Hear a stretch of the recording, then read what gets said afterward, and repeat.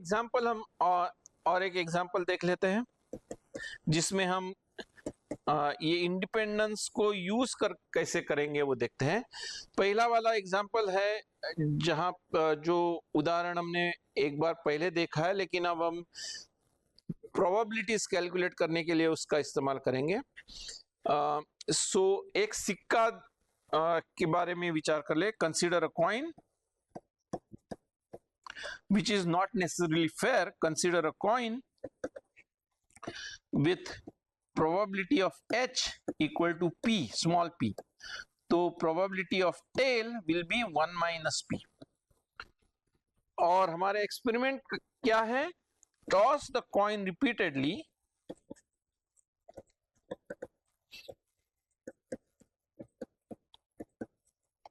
till you get the first h. तो ये वाला एग्जाम्पल हमने पहले देखा है। उसका सैंपल स्पेस हम इस तरह से लिख सकते हैं, h T H T T H वगैरह वगैरह वगैरह। पहले तो हमने ये एक सैंपल स्पेस के उदाहरण के बारे में देखा था, क्योंकि इस सैंपल स्पेस में अनंत इनफाइनाइटली मेनी आउटकम्स है, अनंत परिणाम है, लेकिन वो गणनीय है, काउंटेबली इनफाइनाइट। अब हम इंडिपेंडेंस यूज करके हर आउटकम की प्रोबेबिलिटी पता कर लेंगे। और इंडिपेंडेंस हम कैसे यूज करने वाले हैं? जैसे ऊपर ही कुछ ही समय पहले हमने एक उदाहरण में लिया था, कोई भी दो उछाल, चाहे सिक्का सही सेम ही क्यों ना हो, लेकिन वो बार बार अगर उछाल रहे हैं तो एक सिक्के के उछाल में जो परिणाम आएगा वो दूसरे उछाल में वही परिणाम आएगा नहीं, उसका कोई मतलब नहीं रखता है। तो हम इंडिपेंडेंस इस तरह से यूज करेंगे। सो प्रोबेबिलिटी ऑफ h तो हमें पता है, लेकिन प्रोबेबिलिटी ऑफ th कैसे निकालेंगे? th रिमेंबर हमारा नोटेशन क्या है कि पहले टॉस में है टेल्स, दूसरे में है हेड्स, और चूंकि दोनों सिक्कों के दोनों उछालों में इंडिपेंडेंस है, स्वतंत्र है वो उछाल, तो पहले टॉस में टेल्स और दूसरे टॉस में हेड्स, ये दोनों इवेंट्स भी इंडिपेंडेंट है। तो इसकी हम करेंगे probability of t in the first toss times probability of h in the second toss, which is 1 minus p times p. Similarly, probability of t th will be 1 minus p times 1 minus p times p, या हम लिख सकते हैं 1 p times 1 minus p whole square. और इस तरह से हम कोई भी परिणाम देख ले, अगर there are n minus 1 tails and and में तो h ही रहेगा, तो सपोज ये n minus 1 tails है, तो इसकी प्रोबेबिलिटी रहेगी 1 minus p times 1 minus p times 1 minus p n minus 1 times, और एक h की प्रोबेबिलिटी रहेगी p। सो इसकी इस आउटकम की प्रोबेबिलिटी रहेगी p times 1 minus p to the n minus 1। तो इस तरह से हम ये देख सकते हैं। ये तो सिंपल इवेंट्स की प्रोबेबिलिटी, किसी एक आउटकम की प्रोबेबिलिटी हो गई।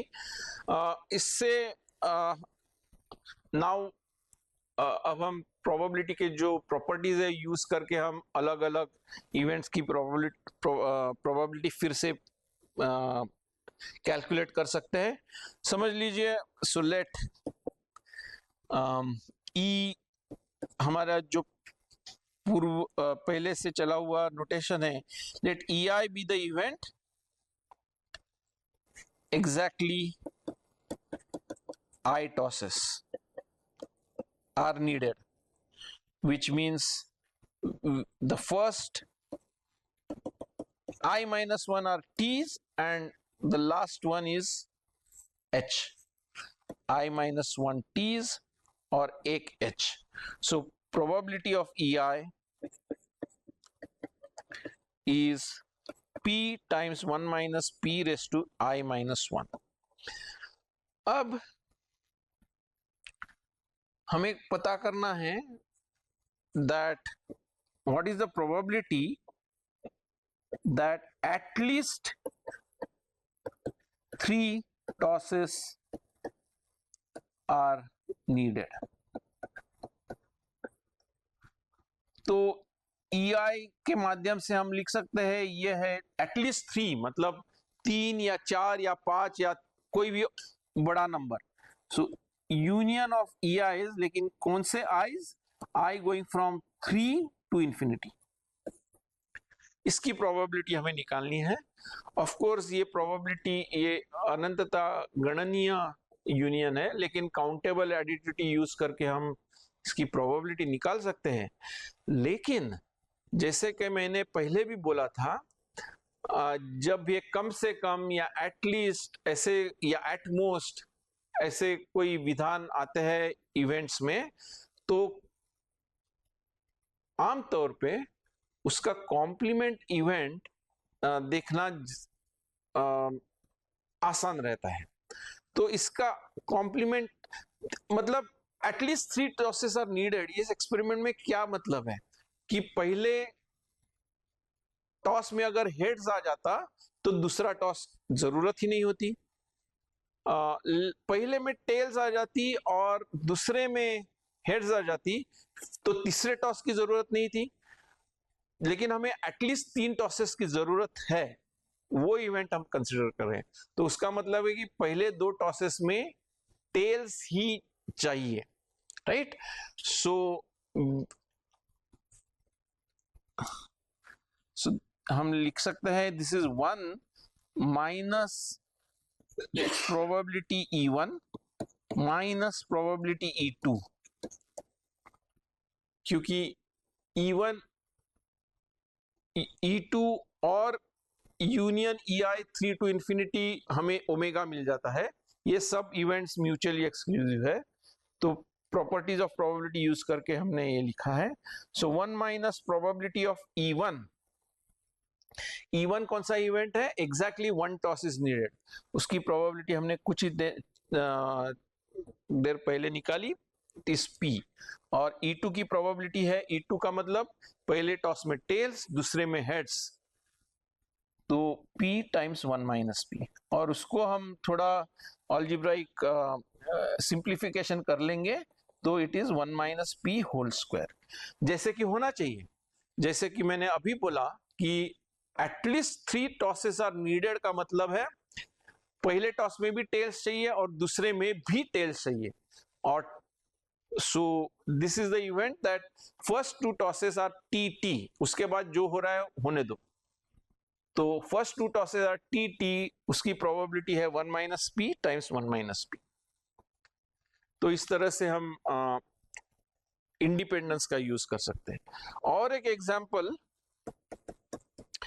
जिसमें भी हम इंडिपेंडेंस का यूज तो करेंगे ही और अलग अलग प्रोबेबिलिटी के प्रॉपर्टीज का भी यूज करेंगे.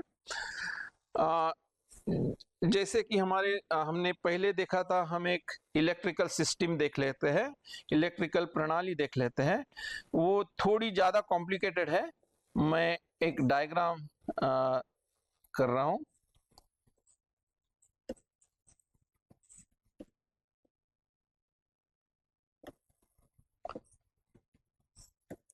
फिर एक बार ये करंट जाने की डायरेक्शन इस प्रकार से है.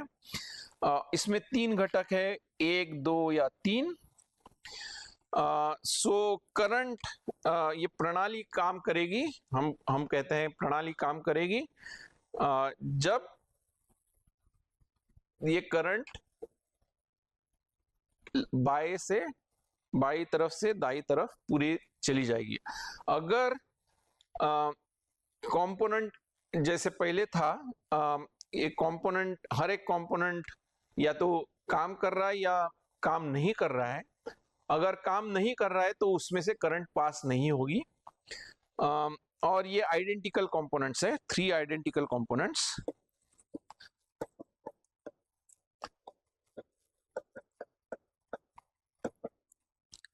प्रोबेबिलिटी ऑफ फेल्यूर, फिर एक बार समझ लीजिए, for any component is 0.1।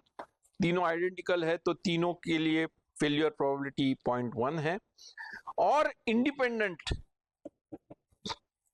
They work independently.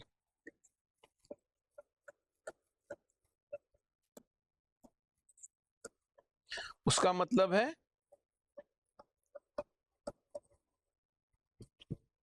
Component एक काम कर रहा है नहीं कर रहा है, उसका कंपोनेंट 2 या 3 से कोई लेना देना नहीं है, वो इंडिपेंडेंटली काम करेंगे। सिमिलरली दो कंपोनेंट नंबर 2 काम कर रहा है या फेल हो गया है, वो 3 या 1 पे नहीं डिपेंड होता है, और सो ऑन। अब थोड़ा हम अगर ध्यान देंगे तो करंट, देयर इज थोड़ी सी रिडंडेंसी है इसमें। करंट या तो ऊपर वाले सर्किट से जा सकता है या नीचे वाले सर्किट से जा सकता है। तो अगर ऊपर वाली सर्किट बंद है, वो कब होगा? जब कंपोनेंट एक बेकार हो गया है, काम नहीं कर रहा है, तो ठीक है, नीचे वाले सर्किट से जा सकता है। या नीचे वाला सर्किट बेकार हो गया है तो ऊपर वाले सर्किट से जा सकता है, या दोनों सर्किट से जा सकता है। जब प्रणाली फेल कब होगी? जब दोनों, ऊपर वाली सिस्टम और नीचे वाली सिस्टम दोनों फेल हो जाएंगे। ठीक है। सो अभी जो कुछ मैंने कहा मैं संक्षिप्त रूप से लिख देता हूं। Current passes from left to right, all the components work independently, and probability of failure for any component is 0.1. We want to find the probability that system works. ठीक है। So once again हम कुछ notation add कर लेते हैं। So let AI be the event that component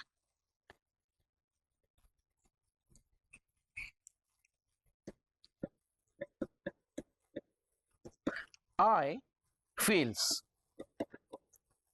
I equal to 1 2 3। so हमारे पास 3 events है, A1 A2 A3।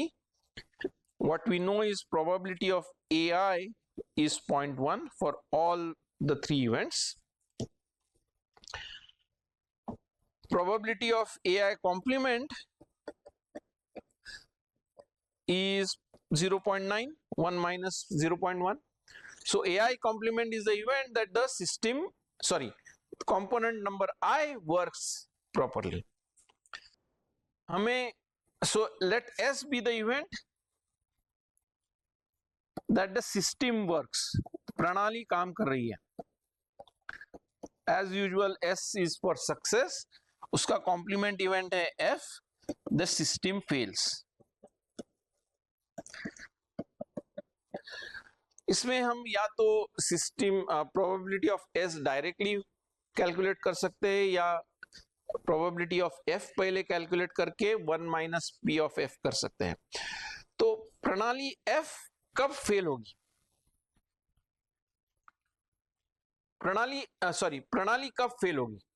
Event F कब घटेगी? जब दोनों सर्किट, ऊपर वाला सर्किट और नीचे वाला सर्किट दोनों फेल हो जाएंगे। F occurs if both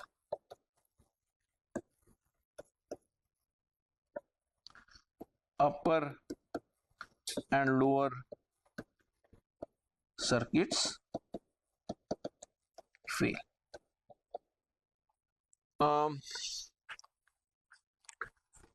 ऊपर वाला सर्किट कब फेल होगा? ऊपर वाला सर्किट फेल होगा जब कंपोनेंट 1 फेल हो जाएगा। लेकिन नीचे वाला सर्किट कब फेल होगा? ये हमने पहले देखा था। ये फेल होगा जब या तो दो कंपोनेंट दो फेल हो गया है, या तो कंपोनेंट तीन फेल हो गया, या दोनों फेल हो गए। सो सेट नोटेशंस में हम लिखेंगे F होगा जब A1 फेल हो गया है, एंड का मतलब इंटरसेक्शन, या तो A2 फेल हो गया है या A3 फेल हो गया है।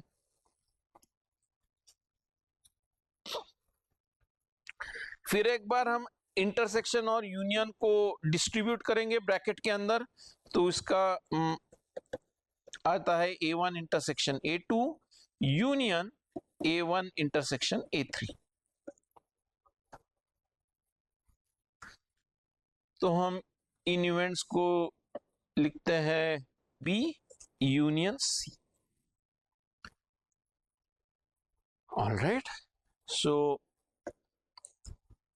what is probability of B?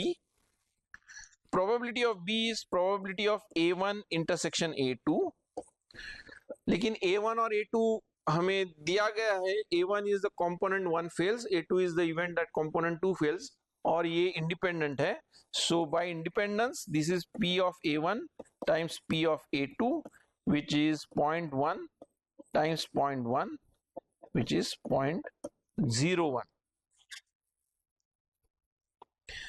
Similarly, P of C is P of A1 intersection A3, which is also 0.1 times 0.1, so it is 0.01. All right. हमें पता करना है probability B union C. So P of F is probability of B union C, और अगर आपको याद होगा तो probability of B union C is probability of B plus probability of C minus probability of B intersection C. probability of B और probability of C तो हमने calculate कर लिया है, probability of B intersection C अब calculate करना है। लेकिन B intersection C क्या है इस उदाहरण में? B intersection C है, B है A1 intersection A2 और C है A1 intersection A1 intersection A3। तो A1 intersection A2 intersection A1 intersection A3 हो गया A1 intersection A2 intersection A3। So therefore, और ये तीनों कंपोनेंट्स म्यूचुअली इंडिपेंडेंट है, तो probability of B intersection C is probability of A1 intersection A2 intersection A3, which is probability of A1 times probability of A2 times probability of A3, which is 0.1 times 0.1 times 0.1, which is 0.001. अब हमारे पास सब figures मौजूद है। So therefore P of F is 0.01 plus 0.01 probability of B plus probability of C minus probability of B intersection C जो है 0.001। सो अगर ये हम कैलकुलेट करेंगे तो ये आता है 0.019। लेकिन हमें ये क्या है? probability that the system fails, right? F was our event that the system fails, प्रणाली बेकार हो गई, काम नहीं कर रही। हमें पूछा गया था हम कि probability system works, probability of S. So finally, therefore, probability of S is 1 minus probability of F, which is 1 minus 0.019, क्या है 0.9981।